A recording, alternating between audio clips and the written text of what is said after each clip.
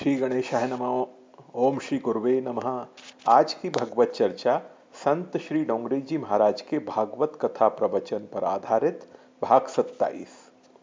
सुखदेव जी महाराज वर्णन करते हैं, मनु महाराज के यहाँ दो पुत्र हुए हैं, प्रियव्रत और उत्तानपाद। प्रियव्रत राजा के वंश की कथा पंचम स्कंध में आएगी। चतुर्थ स्कंध में राजा उत्तानपाद के वंश की कथा आती है। मनु महाराज के पुत्र हुए राजा उत्तानपाद। राजा उत्तानपाद के यहाँ दो रानियां हैं, सुनीति और सुरुचि। सुनीति में बहुत से सद्गुण हैं। सुनीति में सौंदर्य का अंश बहुत कम है। सुरुचि रानी में कोई खास सद्गुण नहीं है, सौंदर्य है। सुरुचि के सौंदर्य में राजा का मन फंस गया। सौंदर्य का जब मोह होता है तब ज्ञान बह जाता है, विवेक टिकता नहीं है। राजा सुरुचि रानी के अधीन हो गया। सुरुचि के कहने से राजा ने सुनीति रानी का त्याग किया। सुनीति राजमहल के बाहर रहती है। राजा सुरुचि रानी के साथ राजमहल में रहता है। सुनीति का जो पुत्र है उसका नाम ध्रुव है। सुरुचि का जो बालक है उसका नाम उत्तम है। थोड़ा सा विचार करें तो ध्यान में आएगा, हम सभी जीव उत्तानपाद के जैसे हैं। पाद का अर्थ होता है पैर और उत्तान शब्द का अर्थ होता है ऊपर। जिसके पैर ऊपर हैं और मस्तक नीचे है उसको उत्तानपाद कहते हैं। माता के पेट में, गर्भ में सभी जीव उत्तानपाद हैं। मस्तक प्रथम बाहर आता है, पैर पीछे आते हैं। गर्भ में सभी उत्तानपाद हैं। उत्तानपाद जीव है। जीव की दो रानियां हैं, सुरुचि और सुनीति। जीव को नीति अच्छी नहीं लगती है, रुचि प्यारी लगती है। इंद्रियों को जो सुख भोगने की इच्छा रखती है वही सुरुचि है। जीव को रुचि प्यारी लगती है। सुख भोगता है तब जीव नीति को नहीं पूछता है, उसको बाहर निकाल देता है। उसको नीति प्यारी लगती नहीं है, उसको रुचि प्यारी लगती है। रुचि के अधीन होकर जीव सुख भोगता है। इच्छा के ऊपर अंकुश रखो। जो मालिक है, आप सब मालिक हैं, इंद्रियां आपकी नौकर हैं। जो नौकर के अधीन रहता है वह बहुत दुखी हो जाता है। नौकर मालिक के अधीन है, इंद्रियां नौकर है, आत्मा मालिक है। सुनीति का पुत्र है ध्रुव। ध्रुव शब्द का अर्थ होता है जो कायम है, टिकता है। भक्ति में जल्दी आनंद नहीं आता है। भक्ति में एक बार आनंद आ जाए तो वह कायम रहता है, टिकता है। भागवत की कथा सुनते हो, आपसे हो सके तो आज से एक प्रतिज्ञा करो, भक्ति में आनंद न आए तो भी भक्ति छोड़ना नहीं। भक्ति में जल्दी आनंद नहीं आता है। इंद्रिय और विषय का संबंध होने पर तत्काल आनंद मिलता है, पर वह आनंद टिकता नहीं। भक्ति में जल्दी आनंद नहीं आता है, किंतु जब आनंद आएगा तो वह आनंद कायम रहेगा। भक्ति में आनंद न आए तो भी भक्ति छोड़ना नहीं, विषय आनंद भोगना नहीं।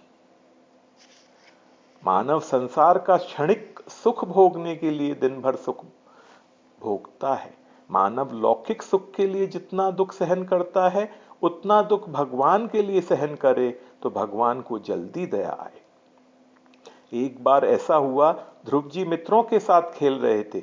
एक मित्र बोला कि ध्रुव को उसके पिता घर में नहीं रखते, उसकी मां को घर से निकाल दिया है।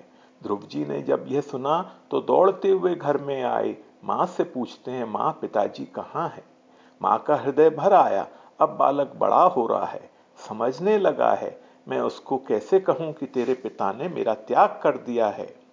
सुनीति बालक को समझाती है, ये जो राजमहल दिखता है इसमें तेरे पिताजी रहते हैं।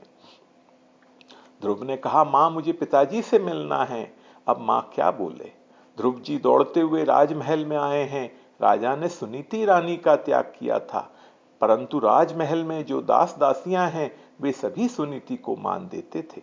आज सुनीति का बालक राजमहल में आया है, सभी ने प्यार किया है। ध्रुव जी सभी से पूछते हैं, पिताजी कहाँ हैं? सेवकों ने कहा, वे तो अंदर बैठते हैं। ध्रुव जी दौड़ते हुए अंदर गए हैं। ध्रुव जी ने देखा सोने का सिंहासन है, मखमल की गादी पर उसके पिता बैठे हैं। ध्रुव जी के मन में ऐसी इच्छा हुई कि पिताजी की गोद में मैं भी बैठूं। ध्रुव जी दौड़ते हुए पिता के पास गए हैं। कोई भी बालक आपके पास आए तो बालक में बाल कृष्ण का दर्शन करो। जब तक बालक में विकार वासना नहीं है तब तक वह भगवान है। सभी बालकों में बाल कृष्ण का दर्शन करो। बालक का हृदय शुद्ध होता है। बालक को थोड़ा सा भी आप कुछ दोगे तो वह बहुत मानता है। थोड़े को बहुत माने वह ईश्वर है। बहुत मिलने पर भी जिसको थोड़ा लगता है, कम लगता है, वही जीव है। बालक को जो प्रसन्न करता है वह बाल कृष्ण को प्रसन्न करता है। ध्रुव जी पिताजी के पास आए, गोद में बैठने की इच्छा है। राजा को भी ऐसी इच्छा हुई है कि बालक प्रेम से आया है, उसको भी मैं गोद में ले लूं। विमाता सुरुचि वहां खड़ी है, उसकी आंख में वैर है। राजा ध्रुव जी को गोद में लेने को तैयार हुए हैं, सुरुचि को वह सहन नहीं होता है। वह राजा उत्तानपाद से कहती है, उसको गोद में लेना नहीं, आपका पुत्र तो उत्तम है, उसी के साथ खेलो, यह आपका पुत्र नहीं है। राजा रानी के दास हो गए थे।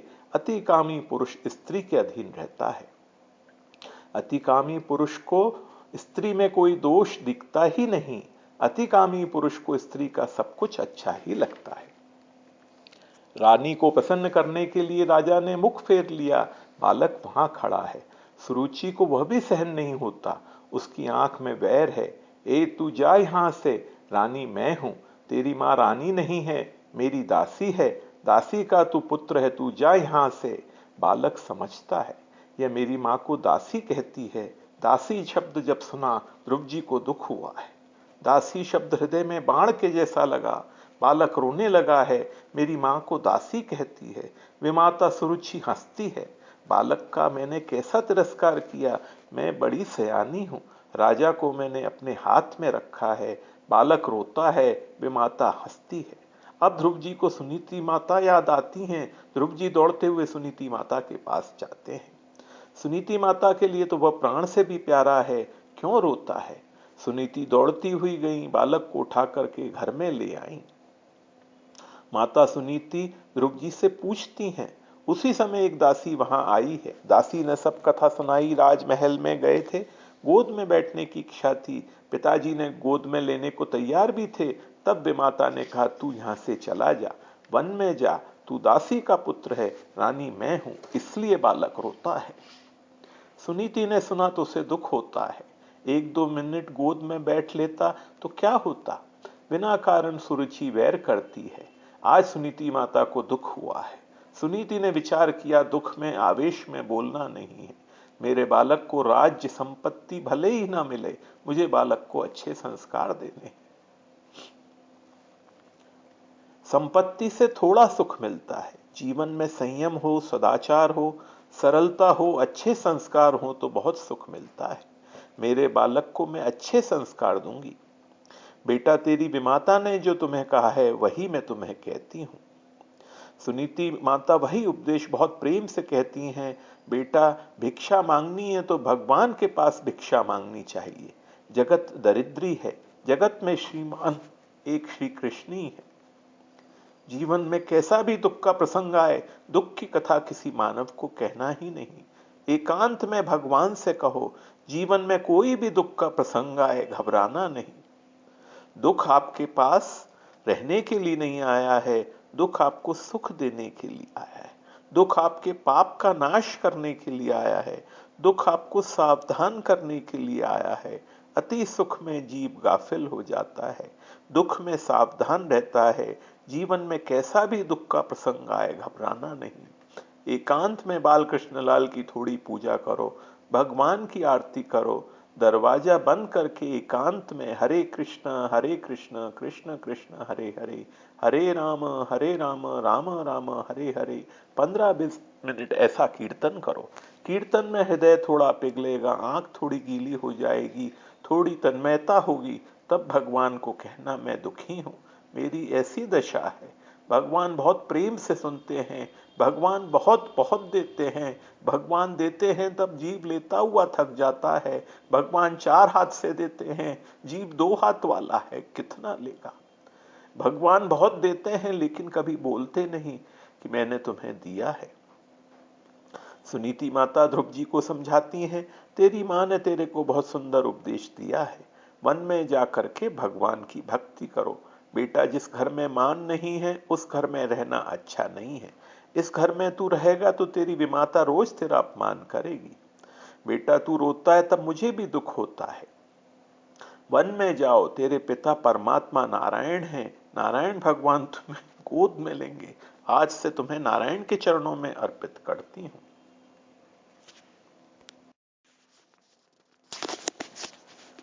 तू भगवान का पुत्र है। जहां मान नहीं है वहां रहना अच्छा नहीं है। धर्म विरुद्ध भक्ति भगवान को प्रिय नहीं है।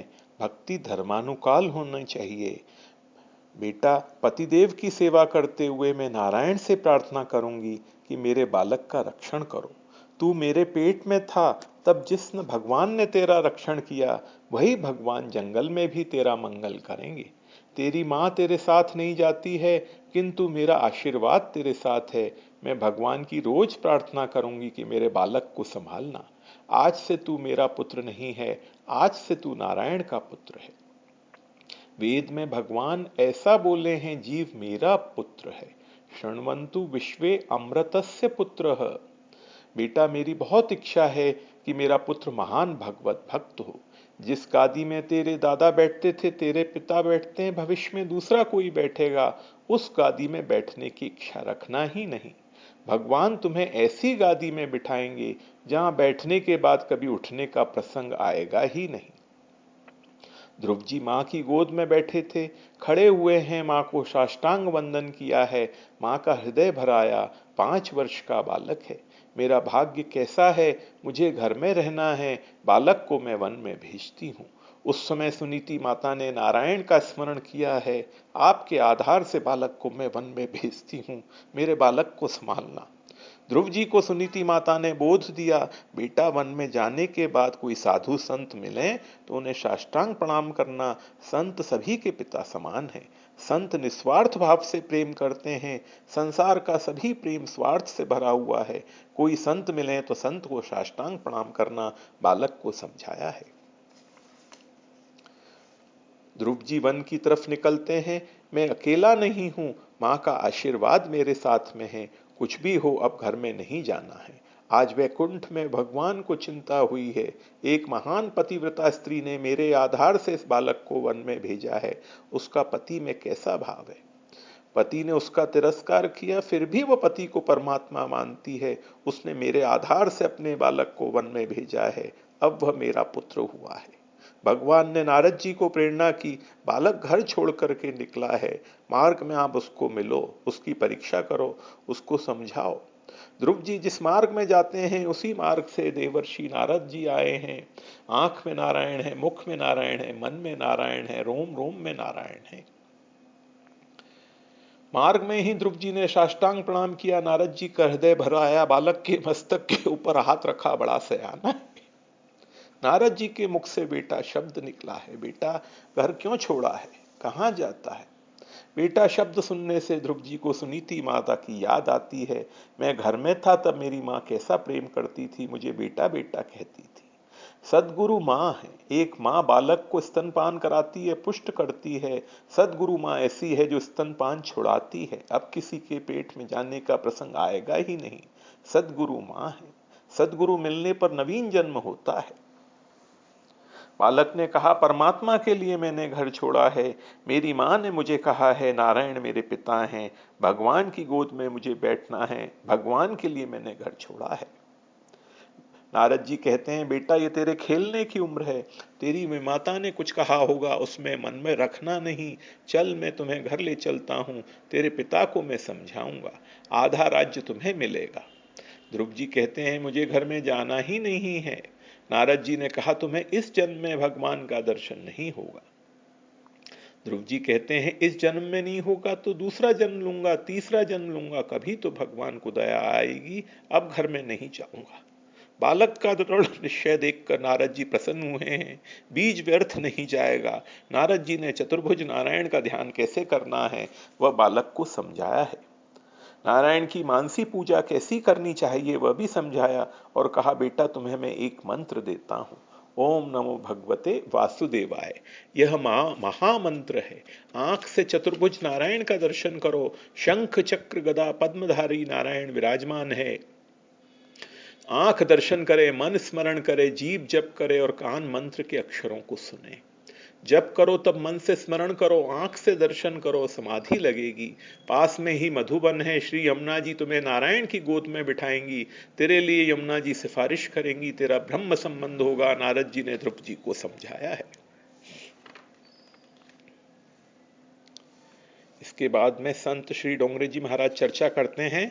ध्रुव जी मधुवन में यमुना जी के किनारे चतुर्भुज का ध्यान करते हैं, महामंत्र का जप करते हैं। अतिशय भूख लगती है तब कंद मूल फल खाते हैं। 3 दिन तक एक आसन में बैठे रहे। प्रथम मास ऐसी तपश्चर्या की, दूसरा महीना आया है, संयम को बढ़ाया, अब 6 दिन तक बैठे रहे। तीसरे महीने में 9 दिन तक बैठे रहे। धीरे धीरे संयम को बढ़ाते हैं, भक्ति को बढ़ाते हैं। चतुर्थ मास आया है, ध्रुव जी 12 दिन तक एक आसन में बैठे हैं, पेड़ के पान का पत्ता खाते हैं, यमुना जी का जल पीते हैं। 5वां महीना आया है, ध्रुव जी 15 दिन तक एक आसन में बैठे रहे। अब ध्रुव जी के हृदय में नारायण का स्वरूप प्रकट हुआ है। हृदय में जो नारायण है वह प्रकाशमय है, मन बुद्धि इंद्रियों को प्रकाश देते हैं। नारायण को नाम से प्रकट करो। भगवान के नाम में भगवान का स्वरूप प्रकट करने की शक्ति है। रूप परतंत्र है, नाम स्वतंत्र है। भगवान का स्वरूप जल्दी दिखता नहीं है। कदाचित किसी को दर्शन हो तो वह स्वरूप को पकड़ नहीं सकता है, किंतु नाम को आप पकड़ सकते हो।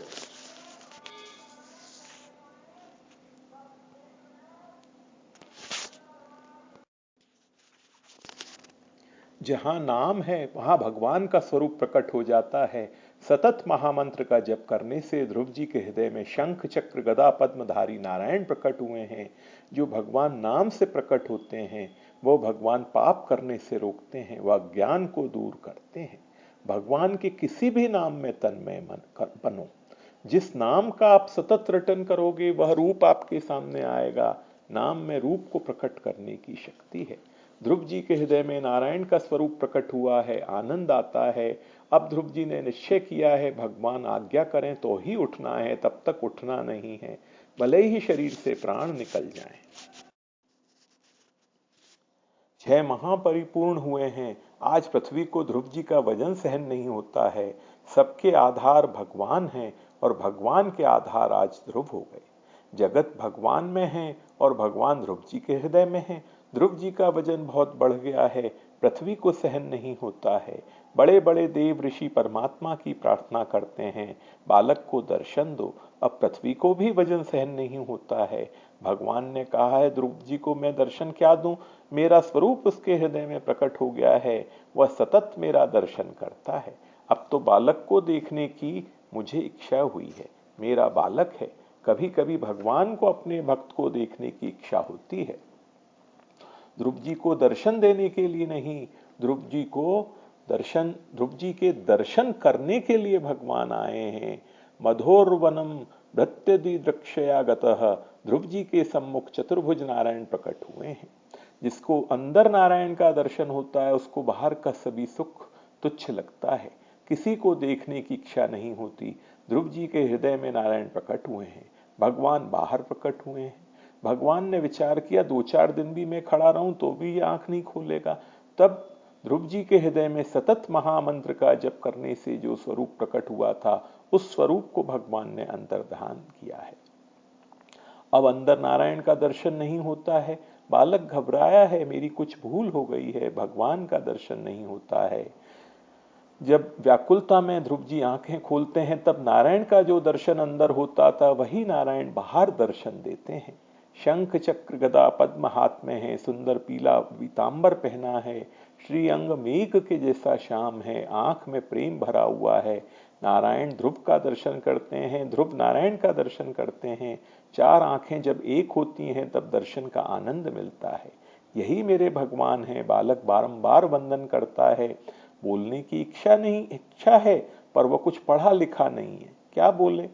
बालक हाथ जोड़कर खड़ा है, प्रेम से दर्शन करता है। भगवान को दया आई है। भगवान के हाथ में जो शंख है वही वेद तत्व है। जो भगवान को जानता है वह सब कुछ जानता है। जो प्रभु को प्रसन्न करता है वही जगत को प्रसन्न करता है। ज्ञान की समाप्ति श्री कृष्ण दर्शन में होती है।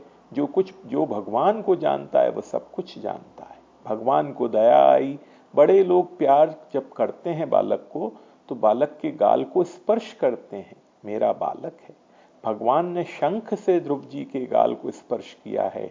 ज्ञान शक्ति सरस्वती को जागृत किया है।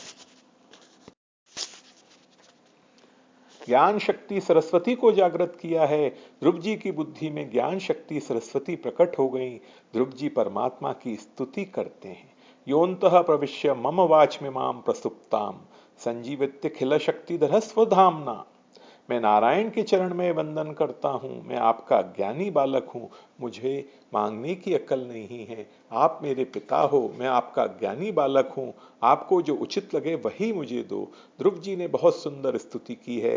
भगवान ने ध्रुव जी से कहा है 36,000 वर्षों तक तू राज्य कर, फिर मैं तुझे वैकुंठ धाम में ले जाऊंगा। आज की भगवत चर्चा यहीं तक।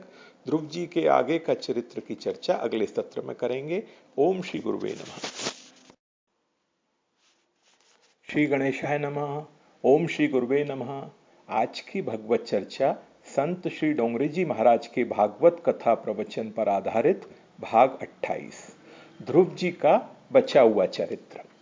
ध्रुव जी को जब दर्शन हुआ तब भगवान ने ध्रुव जी से कहा है 36,000 वर्ष तक तू राज्य कर, फिर मैं तुझे वैकुंठ धाम में ले जाऊंगा। ध्रुव जी ने कहा आपका दर्शन मुझे नहीं हुआ था, तब तक मेरे मन में राजा होने की इच्छा थी। आपके दर्शन का आनंद मिला, अब मुझे ऐसा लगता है भला राजा होने में क्या सुख है। राजमहल में तो मच्छर भी रहते हैं, पशु पक्षी भी रहते हैं, वे भी सुख भोगते हैं।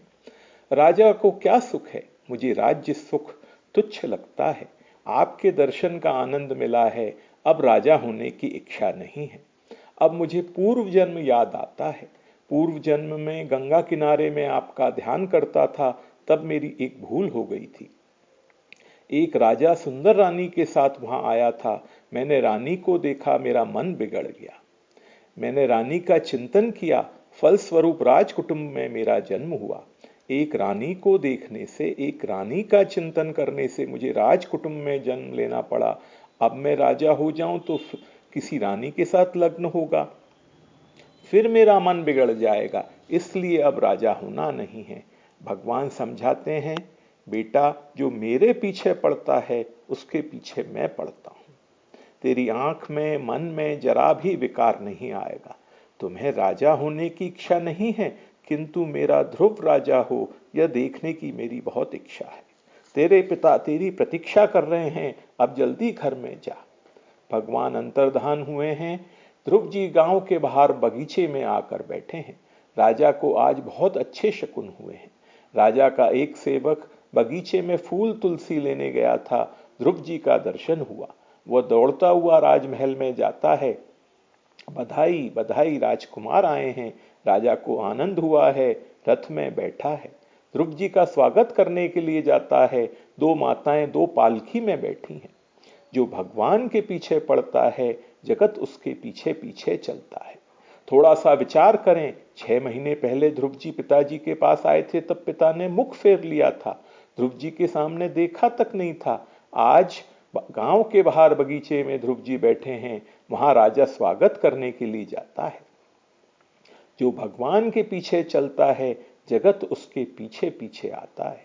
जो प्रभु के मार्ग में आगे बढ़ता है, सभी का उसमें विश्वास हो जाता है। ध्रुव जी ने दूर से देखा कि मेरे पिता का रथ आ रहा है। ध्रुव जी दौड़ते हुए गए हैं, रथ के सामने साष्टांग प्रणाम करते हैं। राजा ने जब देखा तो राजा रथ से कूद पड़े हैं, आंखों से प्रेमाश्रु निकलते हैं। ध्रुव जी का दर्शन नहीं होता है, मेरा बालक कहाँ है। राजा प्रेम से विहल हो उठते हैं। ध्रुव जी ने पिताजी का चरण स्पर्श किया। पिताजी आपका बालक आपके चरणों में है। राजा ने बालक को उठाया है। पिता पुत्र एक हुए हैं। राजा की आंख से प्रेम के आंसू निकलते हैं। आंसुओं से पुत्र का अभिषेक किया है। राजा ने विचार किया, मैं लायक तो नहीं हूं, ध्रुव कभी नारायण का दर्शन मुझे भी कराएगा। ध्रुव जी ने माता जी को वंदन करने के लिए कहा। जा बेटा, तेरी माँ प्रतीक्षा कर रही है। ध्रुव जी को याद आया है, मेरी माँ ने मुझे कहा है तू मुझे वंदन न करे तो भी मैं तुम्हें आशीर्वाद दूंगी। तेरे पिता को जो प्यारी लगती है तेरी विमाता को तू वंदन कर। प्रथम ध्रुव जी विमाता सुरुचि को वंदन करते हैं। सुरुचि ने आशीर्वाद दिया है, जिसका मन अति शुद्ध है उसके शत्रु भी मित्र हो जाते हैं। यस्य प्रसन्नो भगवान गुणैर मैत्रादिभिर्हरिः तस्मै नमन्ति भूतानि निम्न पाप इव स्वयं। जिसका हृदय गंगा जल के जैसा शुद्ध है, जिसको अंदर से भक्ति का रंग लगा है, ऐसे भगवान के भक्त जब मार्ग से जाते हैं तब पशु पक्षियों के हृदय में भी प्रेम उत्पन्न हो जाता है। मार्ग के पेड़ झुक कर के उसका वंदन करते हैं। आज सुरुचि के हृदय का परिवर्तन हुआ है, आशीर्वाद देती है। सुनीति मां प्रतीक्षा करती है, मेरा बालक आ रहा है। ध्रुव जी दौड़ते हुए आए हैं, सुनीति माता को वंदन करते हैं। मां ने देखा है, बालक को उठाया, छाती के साथ लगाया है, उसका गला भराया।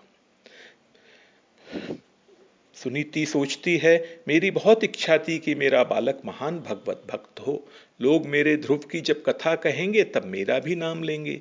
ध्रुव जी को हाथी के ऊपर बैठाया है, बड़ा जुलूस निकाला है, सभी को दर्शन हुआ है। ध्रुव जी का राज्याभिषेक किया है। ध्रुव जी को राजा बना करके राजा उत्तानपाद वन में तपश्चर्या करने के लिए गए हैं। ध्रुव जी का भाई उत्तम एक बार शिकार करने के लिए गया था। यक्ष गंधर्वों के साथ उसका युद्ध हुआ, युद्ध में उसका मरण हुआ। ध्रुव जी युद्ध करने के लिए गए। ध्रुव जी के दादा स्वयंभू मनु वहां आए हैं, समझाते हैं, वैष्णव कभी वैर नहीं करते। तेरे भाई की आयु पूरी हुई थी, मरण के लिए कुछ निमित्त तो होता ही है। बेटा तू युद्ध करे, ये तुझे शोभा नहीं देता। ध्रुव जी ने यक्षों को वंदन किया, गंधर्वों को वंदन करते हैं, सभी ने आशीर्वाद दिया है। ध्रुव जी का जय जयकार हुआ है, घर में आए हैं, कई वर्षों तक राज्य किया। फिर ध्रुव जी ने अपने पुत्र वत्सर को गद्दी पर बिठाया और गंगा किनारे भक्ति करने गए हैं। बाल्यावस्था में ध्रुव जी यमुना जी के किनारे भक्ति करते थे। वृद्धावस्था में ध्रुव जी गंगा किनारे गए हैं। श्री यमुना जी भक्ति का दान करती हैं, श्री गंगा मैया मुक्ति देती हैं। ऋषिकेश से आप स्वर्गाश्रम में जाओ, तब मार्ग में वह जगह आती है जिसको लोग ध्रुव जी का टीला कहते हैं। आज भी वहां एक बड़ा भारी चमत्कार है। ऋषिकेश से ऊपर आप जाएं तो कहीं भी गंगा जी शांत हैं, ऐसा दर्शन होता ही नहीं। अति वेग में बड़े बड़े पर्वतों को तोड़ फोड़ कर गंगा जी दौड़ती हैं। कमर तक जल में खड़े होकर स्नान करने की हिम्मत नहीं होती। गंगा मां का अति वेग है। ऋषिकेश से ऊपर जाओ तो कहीं भी गंगा जी शांत हैं, ऐसा दर्शन होता ही नहीं है। एक ध्रुव आश्रम में गंगा जी शांत हैं। ध्रुव जी जहां बैठे थे वहां भी गंगा जी का अति वेग था। कलकल शब्द करती हुई गंगा मैया दौड़ती हैं। ध्रुव जी का मन स्थिर नहीं होता। ध्रुव जी ने विचार किया, गंगा किनारा छोड़ करके जंगल में किसी पेड़ के नीचे मैं बैठूं, गंगा जी का शब्द बहुत होता है। ध्रुव जी खड़े हुए हैं, तब प्रत्यक्ष श्री गंगा मां बाहर आई हैं। श्री गंगा मैया बाहर आई हैं। ध्रुव जी से पूछा है, बेटा तू क्यों उठता है, कहां जाता है? ध्रुव जी कहते हैं, मां तेरा वेग बहुत है, शब्द बहुत होता है, मेरा मन स्थिर नहीं होता। मैं जंगल में किसी पेड़ के नीचे बैठ करके ध्यान करूंगा। गंगा मां ने कहा है, बेटा तेरे जैसे वैष्णव मेरे तट पर आते हैं तब मुझे बहुत आनंद होता है। तू मेरे तट को छोड़ करके मत जा, आज से तेरे लिए मैं मौन रखती हूं। ध्रुव आश्रम में गंगा जी ने मौन रखा है, तब से गंगा जी ध्रुव आश्रम में शांत हैं। ध्रुव जी के लिए गंगा जी शांत जो हुई, आज तक शांत हैं। ऋषिकेश के ऊपर जाओ, कहीं गंगा जी शांत हैं, ऐसा दर्शन होता ही नहीं है। ध्रुव आश्रम में गंगा जी शांत हैं। ध्रुव जी की भक्ति बहुत बढ़ गई है। भगवान को ध्रुव जी का वियोग सहन नहीं होता है।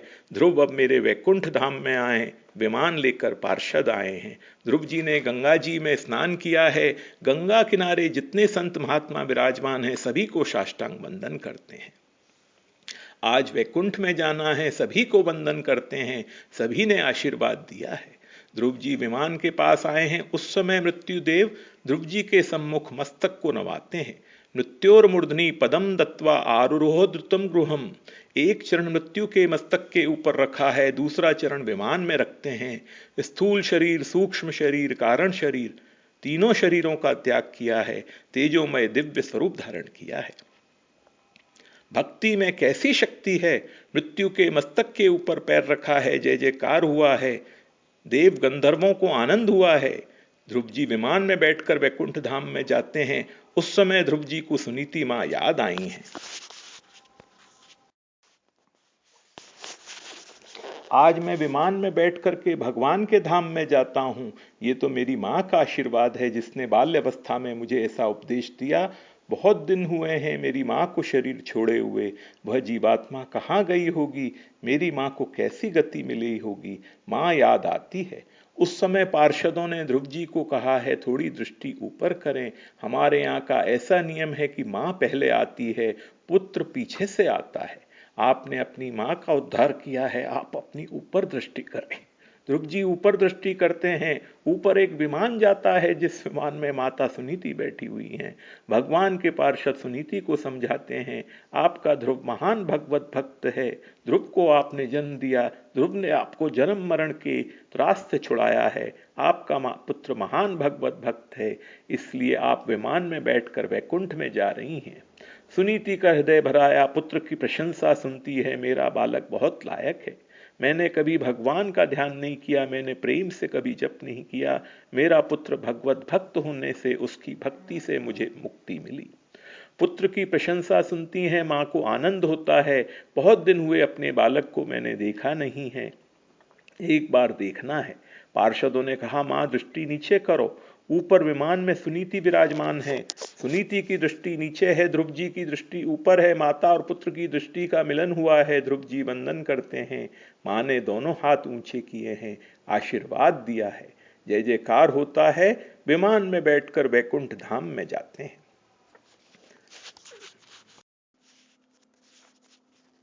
नारद जी को थोड़ा बुरा लगा, मेरा चेला विमान में बैठकर वैकुंठ में जाता है, यहाँ गुरु जी तो घूम ही रहे हैं, मैं इधर उधर घूमता हूँ, मेरे लिए विमान नहीं आता। नारद जी को ऐसा लगा, मैंने आज तक कथाएं तो बहुत की, मैंने ध्रुव जी जैसी भक्ति नहीं की। भोजन की बातें करने से तृप्ति नहीं होती है, भोजन करने से तृप्ति होती है। अब मैं कथा नहीं करूंगा, मैं एकांत में बैठकर ध्रुव जी की जैसे भक्ति करूंगा। नारद जी महाराज एक बार कच्छ प्रांत में नारायण सरोवर पर प्रचेताओं के विशाल यज्ञ में पधारे थे। अति पवित्र भूमि नारायण सरोवर है। नारद जी ने विचार किया, आप कथा नहीं करूंगा, यहीं बैठ करके शांति से एकांत में ध्यान करूंगा, मैं ध्रुव जी की जैसी भक्ति करूंगा। नारायण सरोवर की अति सात्विक भूमि में एकांत में नारद जी महाराज विराजमान हैं। जो भगवान का स्वरूप आपको अतिशय प्रिय लगता है, उस स्वरूप को इष्ट देव मानो, सभी देवों को वंदन करो, सभी की पूजा करो, ध्यान और स्मरण एक देव का ही करो। अनेक का ध्यान करने से, अनेक का चिंतन करने से शक्ति बिखर जाती है, एक का ध्यान स्मरण करने से शक्ति बढ़ती है। सुखदेव जी महाराज वर्णन करते हैं, मृत्योर्मूर्धनि पदम दत्वा आरुरोह दुतम गृहम। ध्रुव जी मृत्यु के मस्तक के ऊपर पैर रख करके विमान में बैठकर भगवान के धाम में गए हैं। मृत्यु मानव की छाती के ऊपर बैठती है, ध्रुव जी महाराज मृत्यु के मस्तक के ऊपर पैर रखते हैं। जो परमात्मा के साथ प्रेम करता है, जो भगवान का हो जाता है, मृत्युदेव उसके सामने मस्तक नवाते हैं। ध्रुव जी वैकुंठ धाम में गए हैं। ध्रुव चरित्र की समाप्ति में वर्णन किया है, कच्छ प्रांत में नारायण सरोवर है, वहां प्रचेताओं ने बड़ा भारी यज्ञ किया था। यज्ञ में देश के बड़े बड़े संत वहां गए थे, नारद जी महाराज भी वहां गए थे। प्रचेताओं के यज्ञ में संत समाज में नारद जी ने यह ध्रुव चरित्र की कथा सुनाई थी। राजा परीक्षित ने प्रश्न किया है, ये प्रचेता कौन है? प्रचेताओं का चरित्र सुनने की इच्छा है। सुखदेव जी महाराज वर्णन करते हैं, ये प्रचेता ध्रुव जी के वंश में ही प्रकट हुए हैं। प्रचेताओं का चरित्र की चर्चा अगले सत्र में करेंगे। आज की भगवत चर्चा यहीं तक। ओम श्री गुरुवे नमः।